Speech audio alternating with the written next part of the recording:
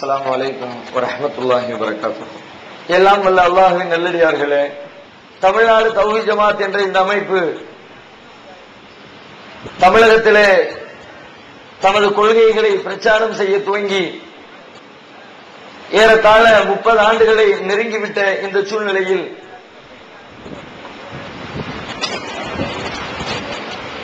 எங்களை பற்றி பல்வேறு விதமான தவறான தகவல்களை, நாங்கள் சொல்லாத கருத்துக்களை சொன்னதாகவும்,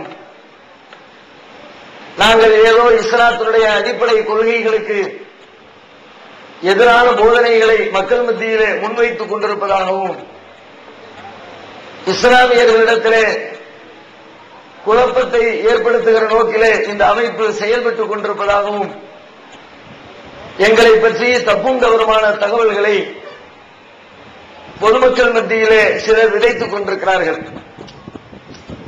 ஆகையினால் அதனுடைய உண்மை நிலை என்ன என்பதனை இப்பகுதி மக்களுக்கு விளக்கும் நோக்கத்தோடுதான் நாங்கள் சொல்வது என்ன என்ற தலைப்பு இங்கே வழங்கப்பட்டுள்ளது. நாங்கள் சொல்கின்ற செய்திகளை தமிழகத்தில் இத்தனை ஆண்டு காலமாக நாங்கள் என்ன கொள்கையினை பிரச்சாரம் செய்து வருகின்றோமோ அந்த கொள்கை கோட்பாடுகளை ஒரே வரியிலே சொல்லி முடிக்க வேண்டும் என்றால், நாங்கள் அல்லாஹ்வின் வேதமாகிய திருமறை குர்ஆனை மக்களுக்கு சொல்லுகிறோம். அல்லாஹ்வின் தூதர் நபிகள் நாயகம் ஸல்லல்லாஹு அலைஹி வஸல்லம் அவர்களுடைய பொன்மொழிகளை, ஹதீஸ்களை மக்கள் மத்தியிலே பேசுகிறோம். இந்த இரண்டின் அடிப்படையில் அமைந்திருக்கிற போதனைகளை தான் பன்னெடுங்காலமாக நாங்கள் சொல்லிக் கொண்டிருக்கிறோம்.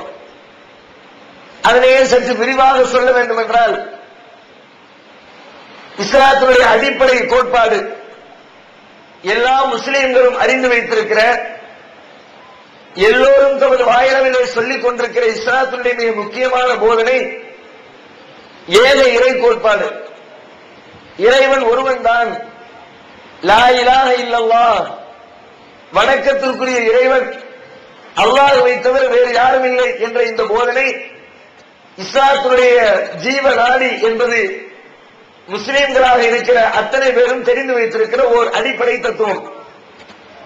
இன்றைய இஸ்லாமிய சமுதாயம், முஸ்லிம்களில் பல பேர் அதை தமது வாயிலே சொல்லிக் கொண்டிருந்தாலும், வணக்கத்திற்குரியவன் அல்லாஹ் ஒருவன் தான், அவனுக்கு நிகராக யாரும் இல்லை, அவனை போன்று செயல்படக்கூடியவர் யாரும் இல்லை, வலம் யகுல்லஹு குஃபுவன் அஹத், அவனுக்கு நிகராக யாரும் எதுவும் இல்லை என்ற கொள்கையினை தமது வாயிலே சொல்லிக் கொண்டிருந்தாலும், அவர்களுடைய வாழ்க்கையிலே தங்களுடைய அறியாமையின் காரணமாக இந்த இஸ்லாத்தின் அடிப்படை கொள்கைக்கே வேட்டு வைக்கிற வேலைகளை தமது வாழ்க்கையிலே கடைபிடித்து வருவதை பார்க்கிறோம்.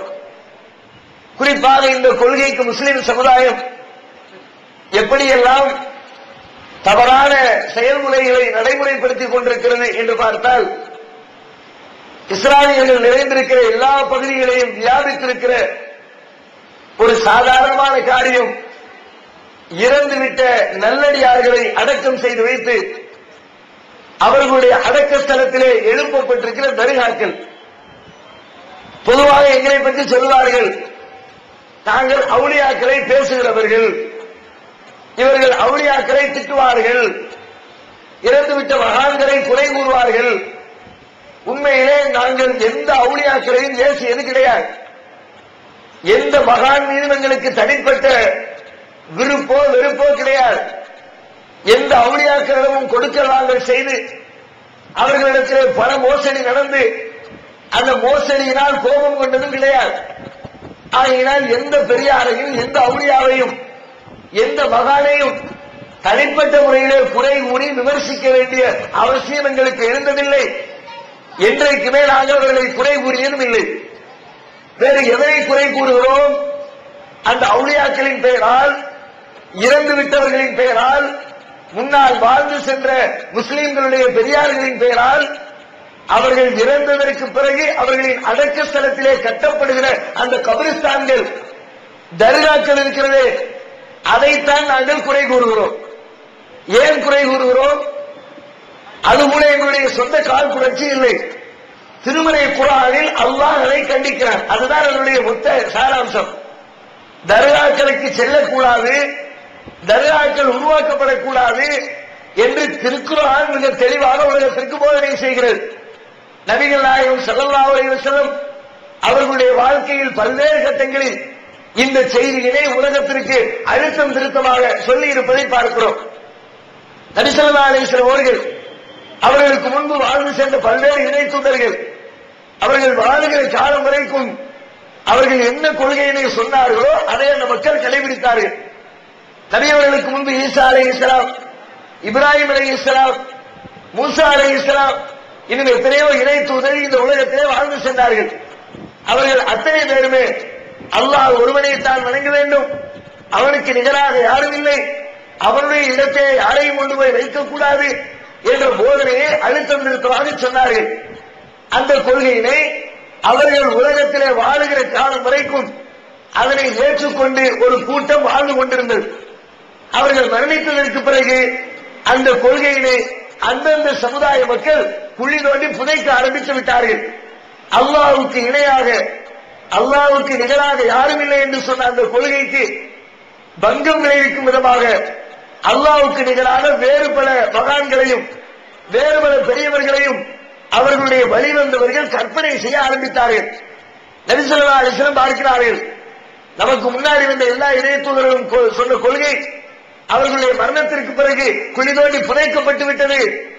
நாமும் மரணித்ததற்கு பிறகு நான் சொன்ன இந்த கொள்கையையும் என்னுடைய சமுதாயம் குழி தோண்டி புதைத்துவிடக் கூடாது என்று கருதி அதற்கான அத்தனை வாசல்களையும் அடைத்து வைக்கிறார்கள். சொல்லுகிறார்கள், மரணிப்பதற்கு சில தினங்களுக்கு முன்பு தன்னுடைய தோழர்களை அழைத்து சொல்லுகிறார்கள், லானல்லாஹுல் யஹூத வன் நஸாரா, அல்லாஹ் ரப்பல் ஆலமீன் யூதர்களையும் கிறிஸ்தவர்களையும் நாசமாக்கட்டும். ஏன் இத்தகது குபூர் அம்பியாயும் மசாஜிதா, ஏனெனில் அவர்கள் தங்களுடைய நபிமார்களுடைய அடக்க ஸ்தலங்களை வணக்க ஸ்தலங்களாக்கி விட்டார்கள். நபிமார்கள் இறந்து விட்டார்கள். நபிமார்கள் இஸ்லாத்திலே உயர்வானவர்கள். நாம இன்றைக்கு ஊர் உலகத்தில் எத்தனை அவுளியாக்கள் வச்சிருக்கிறோமோ அந்த அவுளியாக்களை எல்லாம் விட சிறந்தவர்கள், யாருக்குமே மாற்று கருத்து இருக்க முடியாது. முஸ்லிம் சமுதாயத்தில் இன்னைக்கு ஊருக்கு ஊர், திருவண்ணாமலை தெருவுக்கு தெரு எத்தனையோ தர்கா இருக்கு, எத்தனையோ ஜெண்டாக்கள் கட்டப்பட்டிருக்கிறது.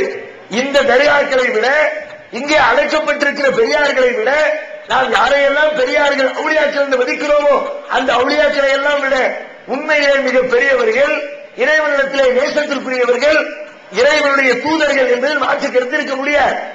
முஹ்யித்தீன் அப்துல் காதிர் ஜீலானி அவரை விட இறைவனின் தூதர்கள் சிறந்தவர்கள். ஷாவுல் அமீது பாஷா அவரை விட இறைவனின் தூதர்கள் சிறந்தவர்கள். அஜ்மீர் காஜா மொய்னுத்தீன் சிஸ்தி அவரை விட இறைவனின் தூதர்கள் சிறந்தவர்கள், உயர்ந்தவர்கள், நல்லவர்கள், அவுளியாக்கள், மாற்று கருத்தே கிடையாது. அப்படிப்பட்ட இறை அடியார்கள், அல்லாஹ்வால் தேர்ந்தெடுக்கப்பட்ட தூதர்கள் இந்த உலகத்தை விட்டு மரணிக்கிறார்கள். மரணிச்சதுக்கு பிறகு என்ன நடக்குது? அவங்க மீது பாசம் கொண்ட சமுதாயம், அல்லாஹ்வுடைய தூதரா இருந்தாங்க, நல்ல வழிகாட்டினாங்க, நல்ல போதனைகளை நமக்கு சொல்லித் தந்தாங்க, அவங்க இறந்துட்டாங்க, அவங்களுடைய நினைவா அவங்களுடைய அடக்க ஸ்தலத்தில் ஒரு கட்டணத்தை கட்டி நாம் அங்க போய் வழிபாடு செய்வோம் என்று கட்டுகிறார்கள். அதுதான் அல்லாஹ்வுடைய அந்த ஏகத்துவ கொள்கைக்கு அதை அடித்து நொறுக்கக்கூடிய மிக கேடான ஒரு காரியம். நபி ஸல்லல்லாஹு அலைஹி வஸல்லம் பார்க்கிறாங்க, இறந்து விட்டு அபிமானிகளுடைய அடக்க ஸ்தலத்தில் கபறு கட்ட ஆரம்பிச்சதுதான் ஏகத்துவ கொள்கைக்கு வேட்டு வச்ச முதல் காரியம். கட்டின உடனே என்ன நடக்குது? அங்க போய் கையேந்துறாங்க, அவங்களுக்கு கோரிக்கை வைக்கிறாங்க, அவங்களை சிபாரிசுக்கு அழைக்கிறாங்க. அவுளியாக்களே, நீங்க எங்களுக்கு அல்லாஹ்விடத்திலே வாங்கிட்டாங்க, அல்லாஹ்விடத்திலே எங்களுக்கு ரெக்கமெண்ட் பண்ணுங்க, அல்லாஹ்விடத்திலே எங்களுக்கு கோரிக்கையை சொல்லுங்க என்று சில பேர், இன்னும் சில பேர் தங்களுடைய தேவைகளை நேரடியாகவே அந்த அவுளியாக்களிடத்திலே முன்வைக்க ஆரம்பிக்கிறார்கள். நீங்க தான் எங்களுடைய தேவையை நிறைவேற்றணும், என் பிள்ளைக்கு கல்யாணம் ஆகி வருஷம் 10 வருஷம் ஆயிடுச்சு, இன்னும் குழந்தை இல்லை, நீங்க தான் குழந்தைக்கு ஏற்பாடு பண்ணணும். போய் குழந்தைக்காக வேண்டி தர்கால போய் காத்து கிடக்கிறாங்க. கடையை கட்டுறாரு, வியாபாரத்துக்கு முதலீடு பண்றாரு, பொருட்களை வாங்கி குவிக்கிறாரு. குவிச்சு முடிச்சுட்டு கடையில பிசினஸ் நல்ல ஆகா ஓகம் நடக்கணும், உடனே போய் தர்கால போய் பாத்தியா போகுது, அவுளியாட்ட போய் நேர்ச்சை பண்ணு, ஒரு கோரிக்கை வச்சு, அவுலியாக்களே நீங்க தான் கடையில வியாபாரத்தை பெருக்கிறதுக்கு வழி சொல்லி தரணும். எத்தனையோ பெண்கள் திருமணமாகாமல் இருக்கிறார்கள். உடனே பெற்றவங்க போய் வளையலை கட்டி, பல தர்காக்கள்ல வளையலை கொண்டு போய் அங்க இருக்கிற மரத்துல கட்டி போட்டுட்டு வந்து, வளையலை கட்டி போட்டுட்டோம், என் பிள்ளைக்கு எந்த மரமும் தங்க மாட்டேங்குது, ஒரு நல்ல மாப்பிள்ளை கூட வர மாட்டேங்குது, நீங்க தான் ஒரு மாப்பிள்ளை வீட்டுக்கு ஏற்பாடு பண்ணணும் என்று சொல்லி அல்லாஹ்விடத்திலே கேட்க வேண்டிய கோரிக்கைகள், அல்லாஹ் நிறைவேற்றுகின்ற காரியங்களை, அவனால் படைக்கப்பட்ட படைப்புகள், அவனுடைய அடியார்கள், அவரும் இறந்துவிட்ட அடியார்களிடத்திலே போய் அல்லாஹ்விடத்திலே கேட்கிற கோரிக்கையை கேட்க ஆரம்பிக்கிறார்கள். அல்லாஹ்விடத்திலே கேட்கிற அடுத்தவங்களை கேட்டா என்ன? இஸ்லாத்தில் இருக்கக்கூடிய நிலைப்பாடு என்ன?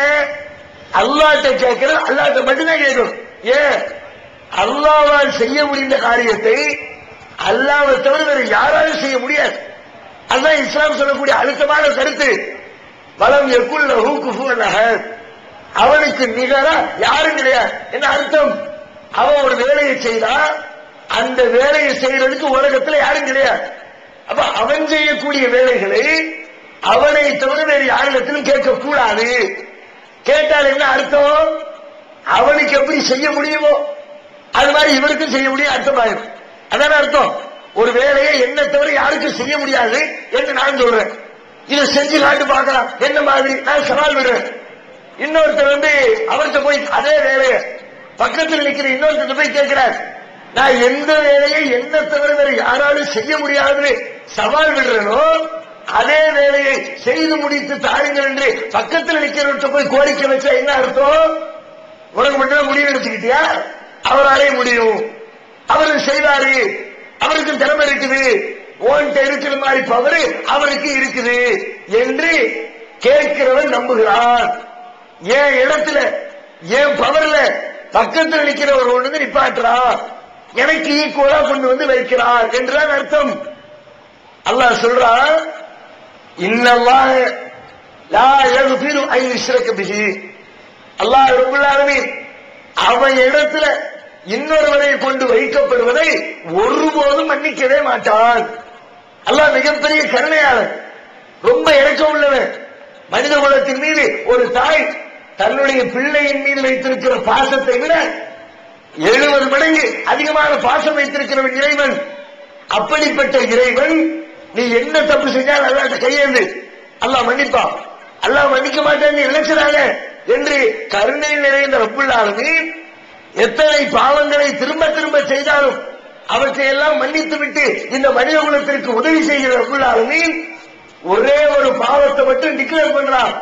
இந்த ஒரு பாவத்தை நீ செஞ்சா மன்னிப்பே கிடையாது, என்கிட்ட வராது, நீ உன்னை ஏறெடுத்து பார்க்க மாட்டேன், உன்னை நரகத்தில் போட்டுருவேன். மரணத்திற்கு பிறகு வரக்கூடிய வாழ்க்கையில் நிரந்தரமாக நீ நரக படுகொலியைத்தான் சென்றடைவாய். கடும் கோபத்தோடு சொல்றாங்க. அவன் இடத்துல வச்சா அது மட்டும் அவனுக்கு பிடிக்க. அல்லாஹ் விடுங்க, சாதாரண மனுஷன் நாம நம்ம இடத்துல ஒருத்தர் கொண்டு போய் வைக்கிறோம், யாராவது கொண்டு வைக்கிறாங்க வச்சுக்குவோம், நாம ஒத்துக்குவோமா? என் இடத்துல இன்னொருத்தர் கொண்டு உட்கார வச்சா. டிஎன்டிஜே வீடியோ விஷனின் புதிய தலைப்பிலான டிவிடிக்கள் ஈமானின் கிளைகள், தனித்து விளங்கும் இஸ்லாம், நபி ஸல்லல்லாஹு அலைஹி வஸல்லம் அவர்களின் வாழ்க்கை வரலாறு, நபிமார்கள் வரலாறு, அந்த 72 கூட்டத்தினர் யார், தௌஹீத் எழுச்சி மாநாடு வள்ளம், இஸ்லாம் ஓர் வாழும் அற்புதம், உலக அதிசயம் எது, எதிரொலிக்கும் ஏகத்துவம், மறுமையை வெல்ல மாநபி வலியா மதகபு வலியா, ஆவணப்படங்கள், குஜராத், ஈராக், பாபர் மசீத் மற்றும் குண்டு வைத்தது யார், 330 மணி நேரம் இயங்கும் இஸ்லாம் ஒரு இனிய மார்க்கம், ஒரு ஆடியோ டிவிடி. ஒரு டிவிடியின் விலை ரூபாய் 30 மட்டுமே. கூரியர் செலவு தனி. கிடைக்கும் இடம் டிஎன்டிஜே வீடியோ விஷன், நம்பர் 30, அரமனைக்காரன் தெரு, மண்ணடி, சென்னை 1. Cell number 9500168989. என் சீட்ல இன்னொருத்தரை கொண்டு உட்கார வச்சா எனக்கு கோவம் வருது. நீ அவ்வளவு பெரிய ஆளாயிட்டியா? ஒரு கல்லூரியுடைய முதல்வர், ஒரு ஸ்கூலுடைய பிரின்சிபல், அவர் சீட்ல அந்த ஸ்கூல்ல கூட்டி பெருக்கக்கூடிய ஒரு தோட்டி போய் உட்கார்ந்துறார். என்ன சொல்லுவாரு? ஹெட்மாஸ்டர் என்ன சொல்லுவார்? பிரின்சிபல் என்ன சொல்லுவாரு? நீ அவ்வளவு பெரிய ஆளாயிட்டியா? என் சீட்ல உட்கார்ற அளவுக்கு உனக்கு திமிரு வந்துருச்சா? ஒத்துக்க மாட்டாரு. எந்த மனுஷன் ஒத்துக்க மாட்டான். தான் இடத்துல தனக்குரிய அதிகாரத்துல இன்னொருவர் கொண்டு வந்து வைக்கப்பட்டால் மனுஷனுக்கு கோபம் வருது. ஒரு கணவன் மனைவி குடும்பம் நடத்துறாங்க. மனைவியும் கணவனும் ரொம்ப பாசத்தோடு இருக்கிறாங்க. மனைவி கணவன் மீது அபரிமிதமான பாசம் வச்சிருக்கிறார். கணவன் கேட்கறதையெல்லாம் செஞ்சு கொடுக்கிறார். கணவனுடைய கோரிக்கைகளை எல்லாம் நிறைவேற்றுறார். திடீர்னு ஒரு 10 பேர் ஃப்ரெண்டை கூட்டிட்டு வீட்டுக்கு வந்து சாப்பாடு ஆக்கி போடுனா சந்தோஷமா சாப்பாடு ஆக்கி போடுறான். திட்டுறதில்ல. அவர் என்ன கட்டளையிட்டாலும் முழுமையாக கட்டுப்பட்டு நடக்கிறார். அப்படிப்பட்ட ஒரு மனைவி ஒரு நாள் எப்பொழுது பார்த்தாலும் கணவனுக்கு சந்தோஷத்தையும் மகிழ்ச்சியையும் தந்து கொண்டிருக்கிற ஒரு மனைவி, கணவனுக்கு மாத்திரமே உரிய ஒரு இடம் இருக்கிற ஒவ்வொரு மனைவியும் தனது கணவனை வைக்க வேண்டிய ஒரு இடம் தாம்பத்திய இன்பம். அந்த இன்பத்துல அந்த இடத்துல கணவனைத்தான் வைக்கணும். வேற யாரும் அந்த இன்பத்தை கொடுத்துட கூடாது. அந்த இடத்துல இந்த மனைவி இன்னொருத்தரோடு வச்சுக்கிட்டான். கணவனுக்கு எப்படி இருக்கும்? கணவனுடைய ரோஷம் எப்படி இருக்கும்? கோபம் எப்படி இருக்கும்? யாரா இருக்கட்டும், வைக்கப்பட்ட ஆளு, கணவனுடைய அண்ணனா இருக்கட்டும், கணவனுடைய தம்பியா இருக்கட்டும், அல்லது கணவனு வந்து உசுருக்கு உசுரா மதிக்கிற ஃப்ரெண்டா இருக்கட்டும், உயிர் தோழனா இருக்கட்டும், யாரை கொண்டு போய் வச்சாலும் கணவன் ஒத்துக்கொள்வானா? ஏன் இடத்துல எப்படி வச்ச கேட்பான்ல, எல்லா புருஷனும் கேட்பான்ல, ரோஷம் உள்ள ஒவ்வொரு கணவனும் கேட்பார்களா இல்லையா? அதனால தானே பத்திரிகையில படிக்கிறோம், கள்ளக்காதலை வெட்டி கொலை. என்ன கள்ளக்காதல்? என்ன கள்ளக்காதல? கல்யாணம் முடிஞ்சு ரூட்டு போய் ஒழுங்கா போய்கிட்டு இருக்கும் போது இன்னொருத்த கூட மனைவிக்கு லிங்க் ஆயிருச்சு, பொறுத்துக்க முடியல, வெட்டி போட்டுட்டு ஜெயிலுக்கு வேணாலும் போவோம் என்கிற அளவுக்கு கணவனுக்கு கோபம் வருகிறது. ஏன் ஓ இடத்துல இன்னொருத்தரை உட்கார வச்சா உனக்கு கோபம் வரும். இப்ப படைச்ச ரப்புல் ஆலமீனுடைய இடத்துல படைச்சான், அவன் தான் நமக்கு ரிஸ்க் தர்றான், அவன் தான் நம்மளை வாழ வைக்கிறான், அவன் தான் நம்முடைய எல்லா தேவைகளையும் நிறைவேற்றுகிறான். அப்படிப்பட்ட ரப்புல் ஆலமீனுடைய இடத்துல கொண்டு போய் அவனால் படைக்கப்பட்ட அற்ப படைப்பு மனித படைப்பு இந்த மனுஷனை தூக்கி அந்த உயர்வான இறைவனுக்கு ஈக்குவலா கொண்டு போய் நிப்பாட்டுனா அல்லாஹ்வுக்கு கோபம் கடுமையா வரும். அதான் அல்லாஹ் சொல்றான், வேற என்ன பாவத்தை செய்ய நான் விரும்பினா மன்னிச்சுவேன். பெருமா தூணாளிக்கிழமை தான் நாடியவனுக்கு மன்னித்து விடுவான். ஆனால் அல்லாஹ்வுடைய இடத்தில் அவனுக்கு நிகராக அவன் செய்கின்ற வேலையை வேறொருவர் செய்வார் என்று அவன் இடத்துல கொண்டு வச்சா, அவனிடத்திலே கேட்க வேண்டிய கோரிக்கையை வேறு யாரிடமாவது கேட்டால் அதை அல்லாஹ் பொறுத்துக் கொள்ள மாட்டான். அது அல்லாஹ்வுக்கு கடிமான கோபத்தை தரும். அவ்வளவு பயங்கரமான ஒரு காரியம் சர்வ சாதாரணமாக இறந்துவிட்டு அவுளியாக்களுடைய அடக்க ஸ்தலங்கள் என்ற பெயரால் கட்டப்பட்டுள்ள தர்காக்கள்ல போய் நம்ம மக்கள் போய் கையேந்துறாங்க. அவுளியாக்களே எனக்கு நீங்க பிள்ளைய கொடுங்க. பிள்ளை யாரு தர வேலை? அல்லாஹ் சொல்றான், யகபுலி மையஷாவு இனாசன் வ யகபுலி மையஷாவு ذுகூர் அவ் யுஸவ்விஜுஹும் ذுக்ரானன் வ இனாசன் வ யஜஅலு மையஷாவு அகீமா. அல்லாஹ் தான் நாடியவர்களுக்கு ஆண் மக்களை வழங்குகிறான், தான் நாடியவர்களுக்கு பெண் மக்களை வழங்குகிறான், தான் நாடியவர்களுக்கு ஆண் மக்களையும் பெண் மக்களையும் சேர்த்துக் கொடுக்கிறான். அவன் நாடுகிறவர்களுக்கு குழந்தைகள் இல்லாமல் மலர்களாக விட்டு விடுகிறான். புள்ளைய தர்றது ஏன் ரைட்ஸ்? நான் தான் கொடுப்பேன், வேற யாரும் கொடுக்க முடியாது. அல்லாஹ் சொல்றான், நாம போய் அவுளியாட்ட கேட்டா என்ன அர்த்தம்? தர்கால போய் கையேந்தினா என்ன அர்த்தம்? அல்லாஹ் எப்படி புள்ளைய தருவாரோ அது மாதிரி அவுளியாவும் தருவார் என்று நம்பி விடுகிறோம். அப்ப அல்லாஹ் ஒத்துக்கொள்ள மாட்டான். தர்கா என்பது தர்காக்களில் செய்யப்படுகிற வேலைகள் அல்லாஹ்வுடைய இடத்துல கொண்டு போய் அவருடைய அடியார்களை வைக்கின்ற வேலை தர்கால நடக்குது. அதனால ரசூலுல்லாஹ் சொல்றாங்க, நீ யாரை கொண்டு போய் வை மேட்டர் இல்ல. உங்க அத்தாவை கொண்டு அத்தாவுக்கு தர்கா கட்டு, உங்க அம்மாவுக்கு கட்டு, ஒவ்வொரு அஜரத்துக்கு கட்டு, பெரிய அவுளியாவுக்கு கட்டு, பெரிய மகானுக்கு கட்டு. ஏன் மகான்களிலேயே பெரிய மகான்கள் இறைவனுடைய தூதர்கள், அந்த தூதர்களுக்கே கட்டு. யாருக்கு கட்டினாலும் முடிவென்ன? இறைவனுடைய தூதர்களுக்கு கட்டிய தர்கா கட்டியவர்கள் அழியட்டும், நாசமாகட்டும் என்றால் எங்க அம்மாவுக்கு கட்டின என் நான் மட்டும் உருப்படுவேனா? எங்க அத்தாவுக்கு தர்கா கட்டின நான் உருப்படுவேனா? எங்க அஜரத்துக்கு தர்கா கட்டின நான் உருப்பிடுவேனா? எங்க ஊர்ல இருக்கிற பெரியாருக்கு தர்கா கட்டின நான் உருப்பிடுவேனா? இறைவனின் தூதர்களுக்கே கெட்ட இஸ்லாம். அதனால சொல்றோம், தர்கா கட்டாதீங்க, அல்லாஹ் கோபப்படுவான். நீங்க நன்மை நினைக்கிறீங்க, வெற்றி கிடைக்கும் நினைக்கிறீங்க, பரக்கத்து கிடைக்கும் நினைக்கிறீங்க, ஆனால் அது பரக்கத்து இல்லை, அல்லாஹ்வுடைய கோபத்தை பெற்று தரும். ரசூலுல்லாஹ் தெளிவா சொன்னாங்க, இதா மாத்த மின்ஹும் ரஜுலு சாலிஹு பலவ் அலா கப்ரிஹி மஸ்ஜிதா. இந்த யூதர்கள் கிறிஸ்தவர்கள் அவங்கள ஒரு நல்லடியார் இறந்துட்டா போதும், இறந்த உடனே அங்க ஒரு அந்த அதுல ஒரு பெரிய கட்டடத்தை கட்டிடுறாங்க. உலாயிக்க ஷிராருல் ஹல்கி இந்தல்லாஹ், இவர்கள் தான் அல்லாஹ்வுடைய படைப்பிலே மிக மிக கெட்டவர்கள். ரசூலுல்லாஹ் சொல்ற நாங்கள் இதை ஒரு முஸ்லீம் செய்ய முடியுமா? அதனால தான் விமர்சிக்கிறோம், தர்காவுக்கு போவாதீங்க. அது மட்டும் இல்ல, தர்காவில் போவதை விட ரசூலுல்லாஹ் இன்னும் எக்ஸ்ட்ரீமா சொல்றாங்க. தர்காவை ஒருத்தர் அடக்கம் பண்ணுனா அடக்க ஸ்தலத்தை விட்டு கபரை கூட நீ உயர்த்தார். தன்னுடைய மருமக அலிய கூப்பிடுறாங்க ரசூலுல்லாஹ், கூப்பிட்டு சொல்றாங்க, அலியே தரைமட்டத்துக்கு மேல உயரமாக கட்டப்பட்டுள்ள கபறுகளை இடித்து தரைமட்டமாக்கி விடு. கபரை உசத்தாத, அதுல பூசாத, அதுல கட்டடம் கட்டாத. அது என்ன ஆகும்னா பிற்காலத்துல அங்க போய் கையேந்திர ஒரு சூழலை ஏற்படுத்திடும், அங்க போய் எண்ணெய் ஊத்துற ஒரு சூழ்நிலை ஏற்படுத்திடும், அங்க போய் தொழக்கூடிய ஒரு சூழ்நிலை ஏற்படுத்திடும். அது அல்லாஹ்வுக்கு கோபமான ஒரு காரியம். அதை செய்யாதே நாங்கள் சொல்லுகிறோம். அவுலியாக்களை திட்டல, நீங்க செய்யக்கூடிய காரியத்தை விமர்சிக்கிறோம். அது மட்டுமா, கட்டி வைத்துக் கொண்டு அங்க நடக்கிற கூத்துக்கள் என்ன? தர்காக்கள் கந்தூரி விழா, கொடியேற்ற விழா. கேட்டா என்ன காரணம்? பெரிய நல்ல மனிதர்கள், அவங்க நாங்க ரொம்ப நேசிக்கிறோம். அதனால அவங்களுடைய இறந்த தினத்திலே பிறந்த தினத்திலே கந்தூரி எடுக்கிறோம், கொடிமரம் தூக்குறோம். நாம உண்மையிலே ஒரு முஸ்லிம் ரொம்ப ரொம்ப மதிக்க வேண்டிய ஒரு மனிதர் யார்? திருமலை குர்ஆன் சொல்கிறது, அந்நபியு அவுலா பில் மூமினீன மின் அன்ஃபுஸிஹிம். இந்த நபி, இந்த இறை தூதர் மூமின்களுக்கு தங்களுடைய உயிரை விட மேலானவர்.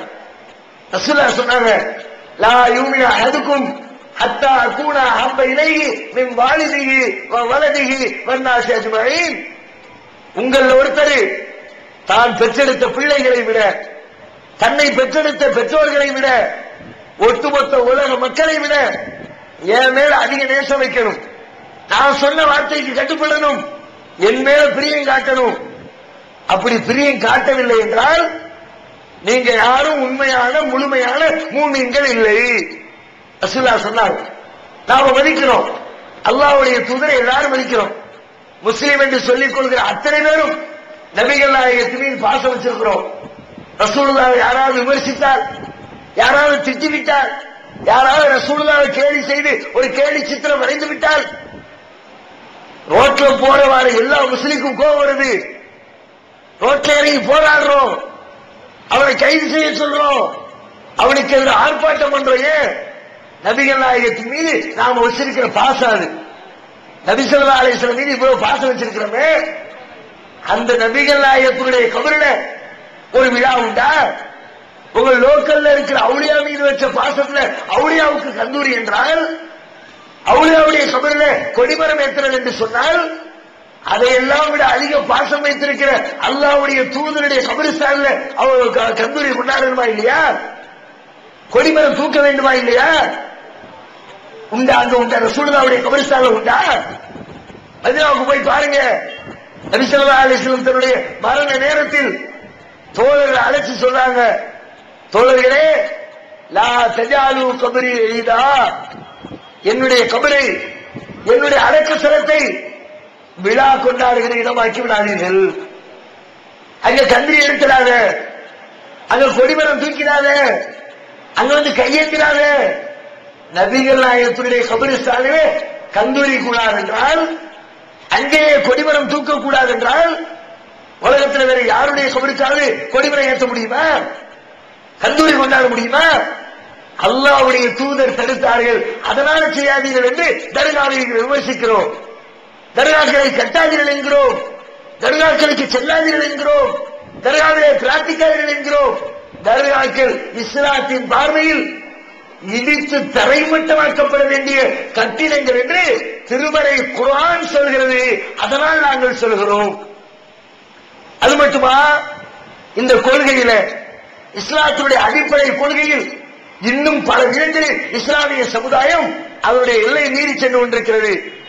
ஏகத்துவ கொள்கையை சிதைச்சு அல்லாஹ் ஒருத்தன் வாயில சொல்லிவிட்டு, அல்லாஹ்வுக்கு நிகராக யாரும் இல்லை வாயில சொல்லிவிட்டு, தங்களுடைய வாழ்க்கையில அல்லாஹ்வுக்கு நிகராக வேறு யாரெல்லாமோ இருப்பதாக நடைமுறைப்படுத்திக் கொண்டிருக்கிறோம். அதுல இன்னொரு காரியம், ரபியுல் அவ்வல் மாதம் வந்துவிட்டால், நபிகள் நாயகம் ஸல்லல்லாஹு அலைஹி வஸல்லம் அவர்கள் பிறந்த மாதம் என்று சொல்லப்படுகிற ரபியுல் அவ்வல் மாதம் வந்துவிட்டால் 12 நாளைக்கு ரசூலுல்லாஹ் பேர்ல மௌலூது சொல்லுவாங்க. இவங்க ரசூலுல்லாஹ்வை திட்டுற கூட்டம். நாங்கள் என்றைக்கு நபிகள் நாயகத்தை திட்டினோம், மற்ற யாரு கூட்டத்திலையும் போய் கேளுங்க, எந்த அமைப்பு நடத்துற கூட்டத்திலையும் கேளுங்க, எங்களுடைய அமைப்புடைய கூட்டத்திலையும் கேளுங்க. வார்த்தைக்கு வார்த்தை நபிகள் நாயகத்தை முன்னுதாரணம் காட்டக்கூடிய ஜமாத் இந்த ஜமாத். 1 மணி நேரம் பேசல 50 தடவை 100 தடவை அல்லாஹ்வுடைய தூதர் சொன்னாங்க, ரசூலுல்லாஹ் சொன்னாங்க, நபிகள் நாயகம் சொன்னாங்க, அதனால அதை ஏத்துக்குங்க, அதனால அதை பின்பற்றுங்க, நபிகள் நாயகம் தான் நமக்கு முன்மாதிரி என்று சொல்லி நபிகள் நாயகத்தை புகழக்கூடிய கூட்டம் எங்களை மாதிரி இன்னைக்கு தமிழகத்தில் வேறு எந்த ஜமாத்தும் இருக்கிறாரா என்பது சந்தேகம். அந்த அளவுக்கு ரசூலுல்லாஹ்வை நாங்கள் நேசிக்கிறோம். ரசூலுல்லாஹ் செஞ்சதை தாண்டி வேற எதுவும் செய்யக்கூடாது என்று பிடிவாதமாக அதை பின்பற்றிக் கொண்டிருக்கிறோம். ஆனா நபிகள் நாயகத்தை புகழுகிறோம். புகழ்வதற்கான வழி என்ன? முஸ்லிம் சமுதாயம் ரசூலுல்லாஹ்வை மதிக்கிறேன் சொல்லுது, புகழ்கிறோம் என்று சொல்கிறது. ஆனால் புகழ்வதற்கு கையில் எடுத்திருக்கிற வழிமுறை அவர்களை நிகழக்கூடிய வழிமுறை. ரசூலுல்லாஹ் சொன்னாங்க, லா துத்ரூனி கமா அத்ரத்தின் நஸாரா ஈஸா இப்னு மரியம், மரியமுடைய மகன் ஈசாவை கிறிஸ்தவ சமுதாய மக்கள் எப்படி வரம்பு மீறி புகழ்ந்தார்களோ அதே போன்று என்னை நீங்கள் வரம்பு மீறி புகழாதீர்கள். ரசூலுல்லாஹ் புகழுங்க. புகழ்றதுக்கு 1000 செய்தி இருக்கிறது. நபிகள் நாயகத்துடைய வீரத்தை புகழுங்க, ரசூலுல்லாஹ்வுடைய தியாகத்தை புகழுங்க, ரசூலுல்லாஹ்வுடைய வழிபாட்டை புகழுங்க, ரசூலுல்லாஹ்வுடைய அரசியலை புகழுங்க, ரசூலுல்லாஹ்வுடைய குடும்பவியலை புகழுங்க, ரசூலுல்லாஹ்வுடைய நிர்வாகத்தை புகழுங்க. நபிகள் நாயகத்தை புகழ்ந்து போற்றுவதற்கு கோடானு கோடி செய்திகள் ரசூலுல்லாஹ்வுடைய வாழ்க்கையில உண்டு. ஆனா இந்த சமுதாயம் ரசூலுல்லாஹ்வை புகழ்கிறோம் என்ற பெயரில் ரபியுல் அவ்வல் மாசம் 12 நாள் பள்ளிவாசலுக்கு பள்ளிவாசல் சுபஹான மௌலூதுன்னு கையில ஒண்ணு வச்சுக்கிட்டு பாட்டு படிக்கிறது. கேட்டா நாங்க ரசூலுல்லாஹ்வை புகழ்றோம். இதான் புகழ்ற விதம். அல்லாஹ்வுடைய தூதரை புகழ்றதுன்னா என்ன சொல்லி புகழ்றோம்னு தெரியணும். யாருக்காவது தெரியுமா? மௌலூது படிக்கிறீங்களே, அஸ்ஸலாமு அலைக்க ஸைனல் அன்பியாஇ, என்ன புரியுதா? எல்லாம் கூட்டம் கூட்டமா உட்கார்ந்து படிக்கிறீங்களே, என்ன சொல்லி புகழ்ந்தீங்க? யா நபி ஸலாம் அலைக்கும், யா ரசூல் ஸலாம் அலைக்கும், யா ஹபீப் ஸலாம் அலைக்கும், அஷ்ரகல் பத்ரு அலைனா ஃபகதஃபத் மினுல் புதுர். என்ன புகழ்ந்தீங்க சொல்ல முடியுமா? என்ன புகழ்ந்தோம் தெரியல. கேட்டா ரசூலுல்லாஹ் புகழ்றோம் அரபி மொழியில் எழுதி வச்சுக்கிட்டு. ஆனால் உண்மையில் அரபி மொழியில் இருக்கிற அந்த மௌலூது பாடல்களை மொழிபெயர்த்து நீங்கள் படித்தால் நபிகள் நாயகம் எப்படி தன்னை புகழக்கூடாது என்று சொன்னார்களோ அந்த விதத்திலே அது புகழ்ந்து கொண்டிருக்கிறது. மௌலூது பாடல்கள் அல்லாஹ்வுடைய இடத்துல கொண்டு போய் ரசூலுல்லாஹ்வை தூக்கி கொண்டு நிப்பாட்டுது. ரசூலுல்லாஹ்வை கொண்டு வச்சாலும் அல்லாஹ் பொறுத்துக்க மாட்டான். அவன் இடத்துல யாரும் வச்சாலும் பொறுத்துக்க மாட்டான். மௌலூது பாடல்கள் நபிகள் நாயகத்தை வரம்பு மீறி புகழ்கிறது.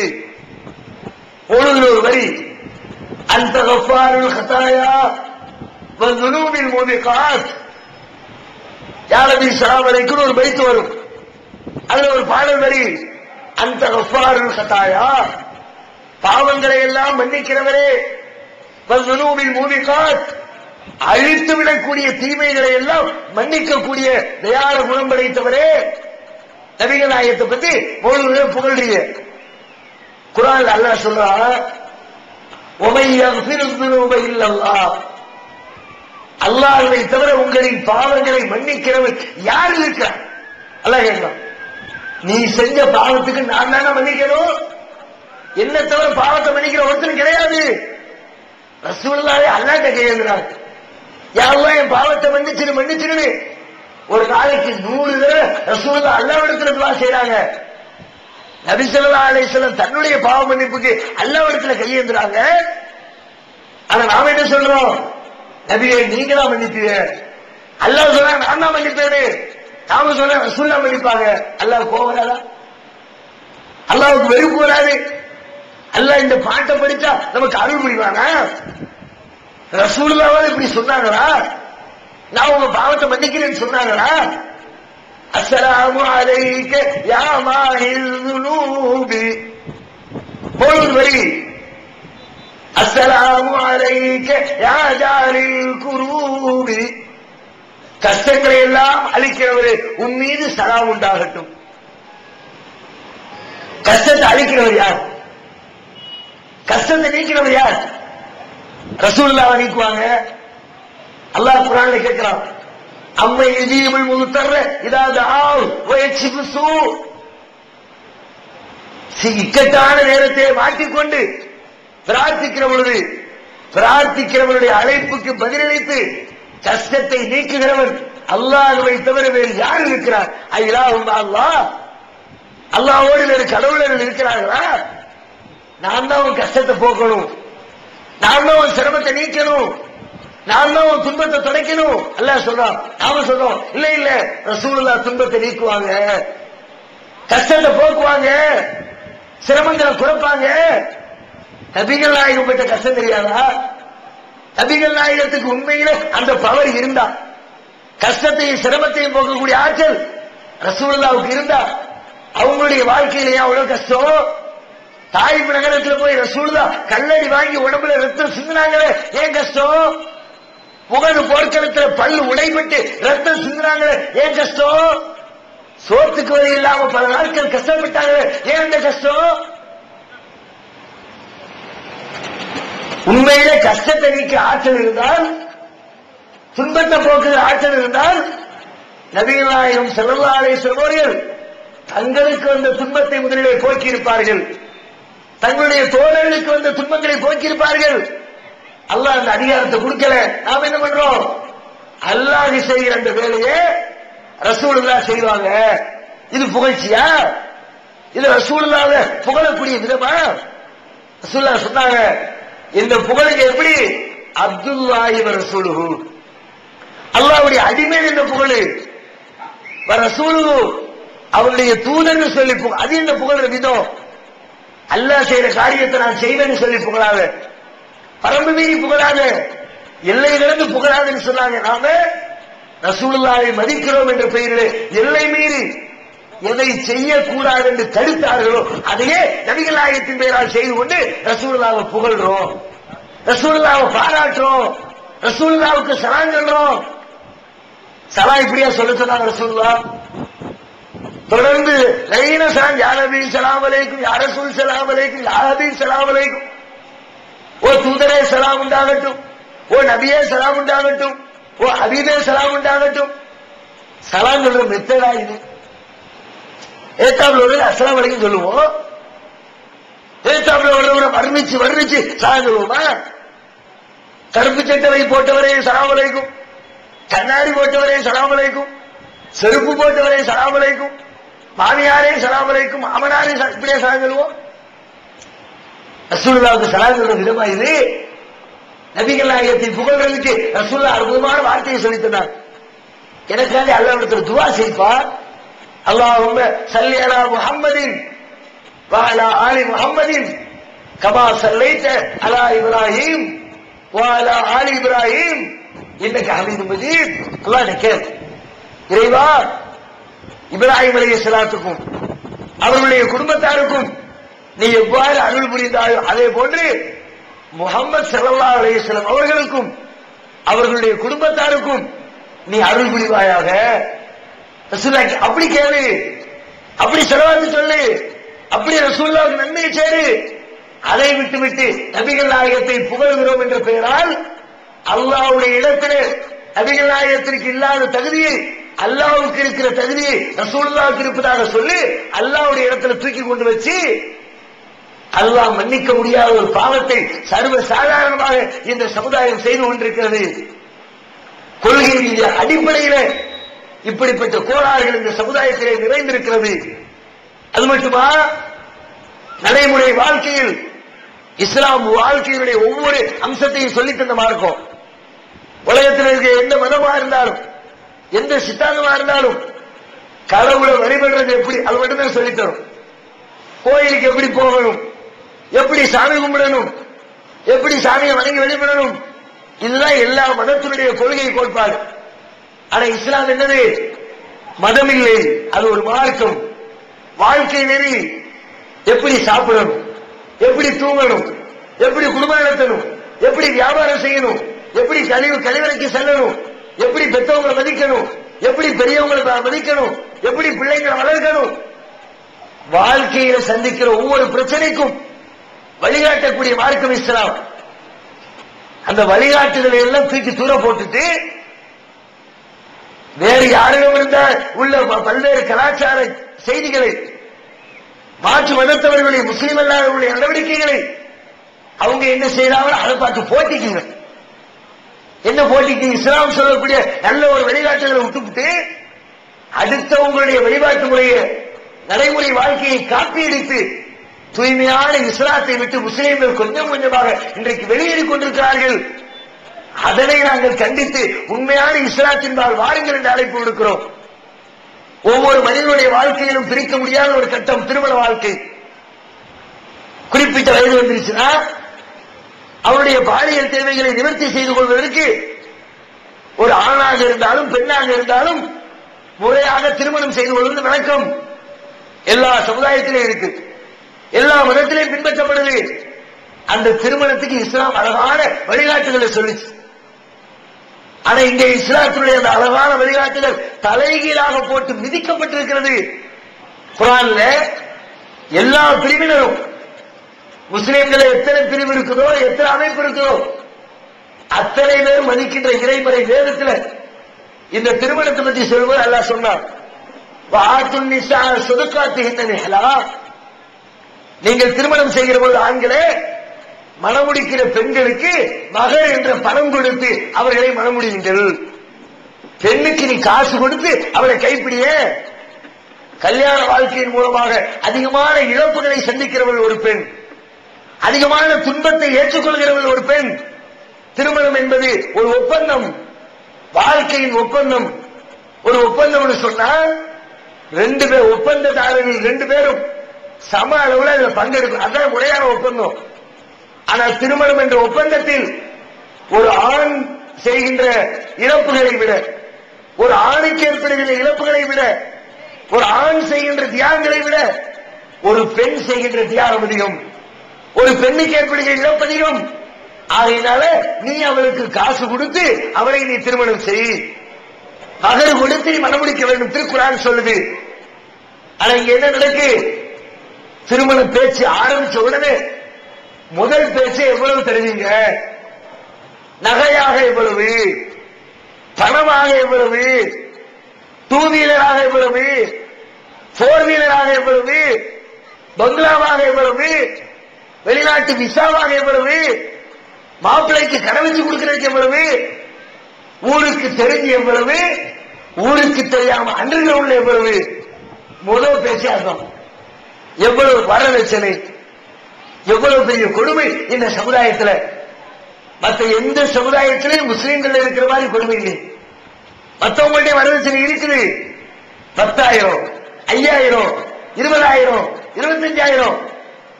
ஆனா முஸ்லீம் சமுதாயத்தில் வரதட்சணை அளவு என்ன? 1.5 லட்சம், 2 லட்சம், 10 லட்சம், 50 லட்சம், 1 கோடியை தாண்டி போய்கிட்டு இருக்கு தமிழ்நாடு.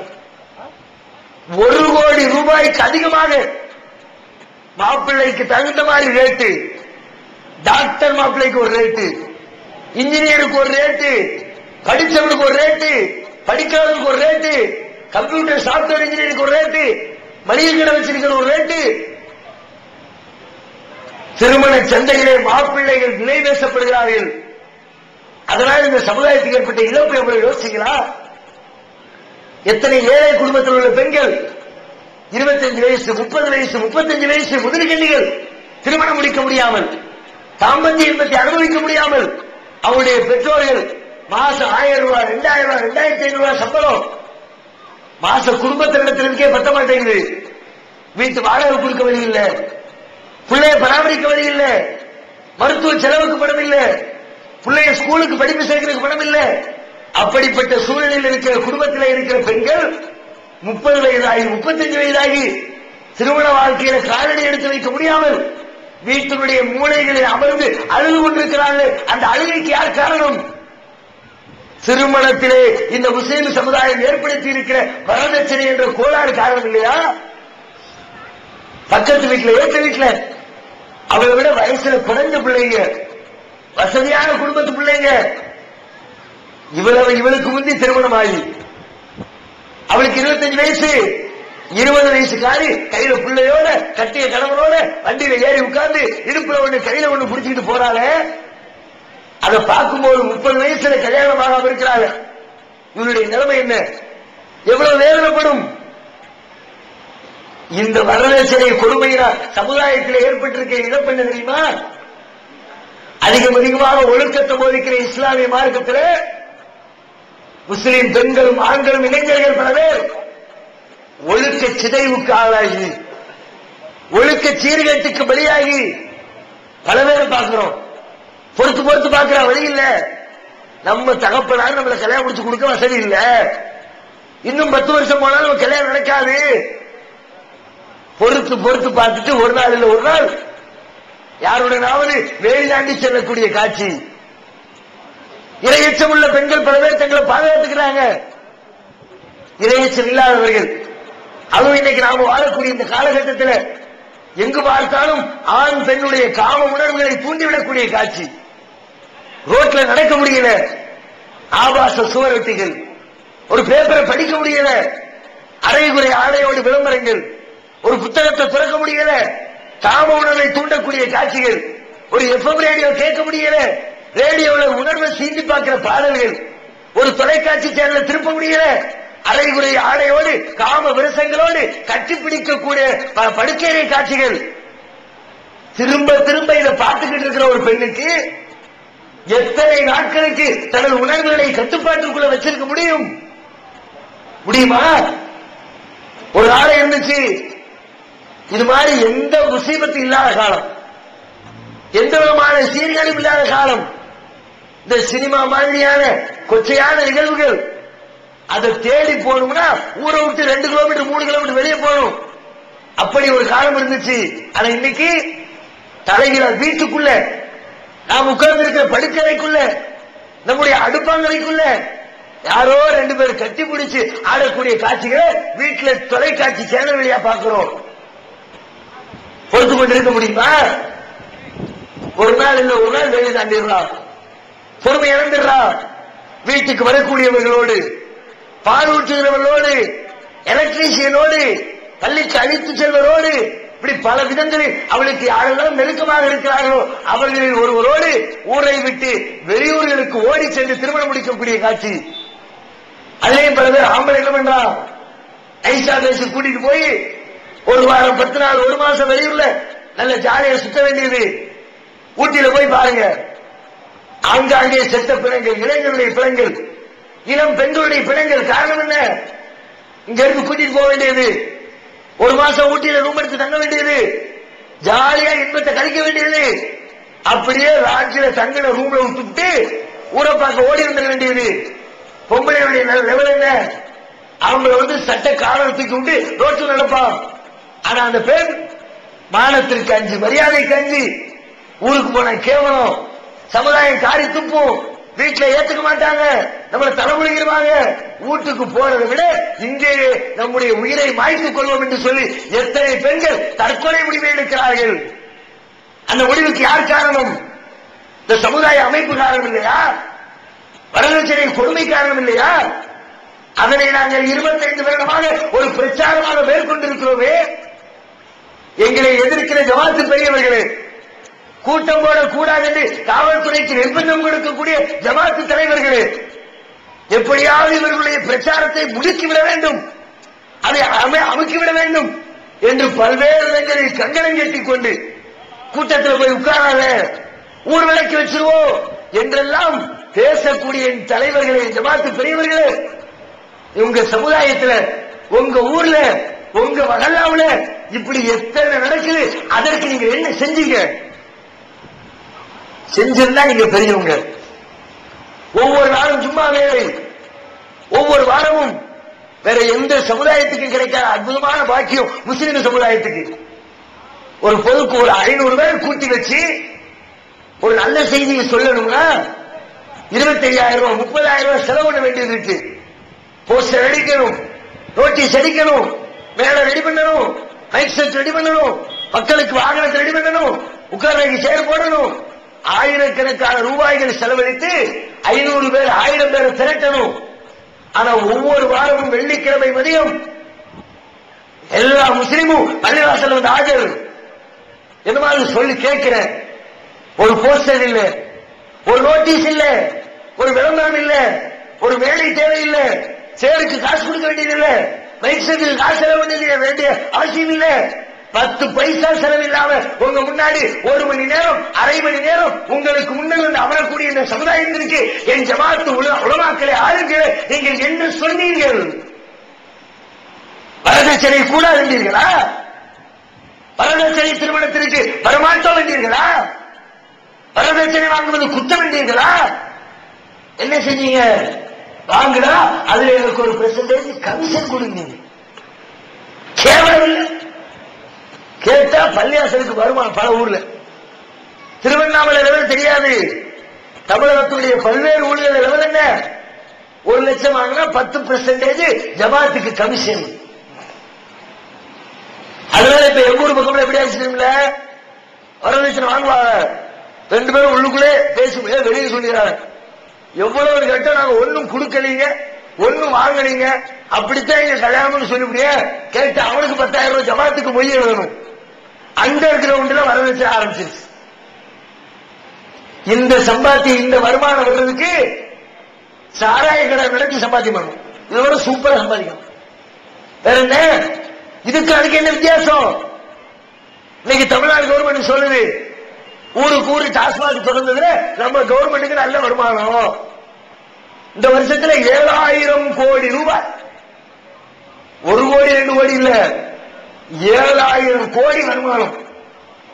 பள்ளியாசலுக்கு பக்கத்துல ஒரு சின்ன டோரை போட்டு ஒதுக்கி நல்ல வெளிநாட்டு சரக்கு இறக்கி வச்சு லோக்கல் பச்சைச்சாராயத்தில இருந்து 5,000 ரூபாய்க்கு எல்லாத்தையும் இறக்கி வைங்க. மக்களை எல்லாம் குடிமகன்கள் ஆக்கி நல்ல சம்பாத்தியம் பண்ணலாம். அதுக்காண்டி தொழில்மாத்துக்கான சாராய கடை நடத்துறது அந்த அர்த்தம் இல்ல. அப்படி சொன்னாலாவது உங்களுக்கு இது ரோஷம் வருதான்னு பார்க்கறதுக்கு சொல்ற வார்த்தை.